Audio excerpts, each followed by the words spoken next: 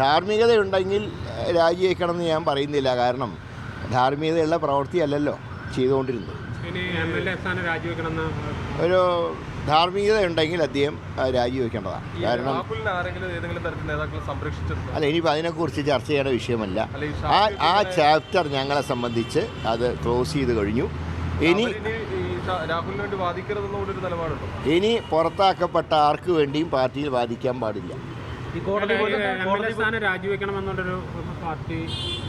അല്ല, പാർട്ടിയെ സംബന്ധിച്ച് ഞങ്ങളുടെ എല്ലാ നടപടികളും പൂർത്തിയായി കഴിഞ്ഞു. ഇനി ബാക്കി കാര്യങ്ങൾ അതിൻ്റേതായിട്ടുള്ള നിയമവശങ്ങൾ സ്പീക്കറാണ് തീരുമാനമെടുക്കുന്നത്. അത് ഉചിതമായിട്ടുള്ള തീരുമാനം സ്പീക്കർക്ക് എടുക്കാം.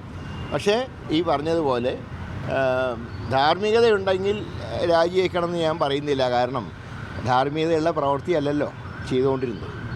ഒരു പൊതുപ്രവർത്തകൻ പോലും ചെയ്യാൻ പാടില്ലാത്ത കാര്യമാണ് അദ്ദേഹം ചെയ്തത്. പിന്നെ അത് MLA എന്ന് മാത്രമല്ല, പൊതുരംഗത്ത് നിൽക്കുന്നവർ പാലിക്കേണ്ട മാന്യത പാലിക്കാത്ത വ്യക്തിയാണ്.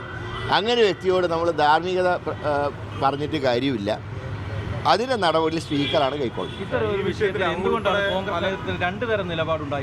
ഞാൻ ചോദിക്കട്ടെ, ഇതുപോലെ ആരോപണങ്ങളുള്ളവരെയൊന്നും പാർട്ടി അയ്യപ്പൻ്റെ സ്വർണം കട്ട 2 കള്ളന്മാർ ജയിലിൽ കിടക്കുമ്പോൾ അവർക്കെതിരായി പോലും ആക്ഷൻ എടുക്കാത്തവരാണ് ഞങ്ങൾ ഉപദേശിക്കാൻ വരുന്നത്. അപ്പോൾ അവരിപ്പോൾ CPM പടം പൊട്ടിക്കുന്നുണ്ട്, നടന്നോട്ടെ. കാരണം ഞങ്ങൾ പടം പൊട്ടിക്കുന്നത് ഡിസംബർ 13-ാം തീയതിയാണ്.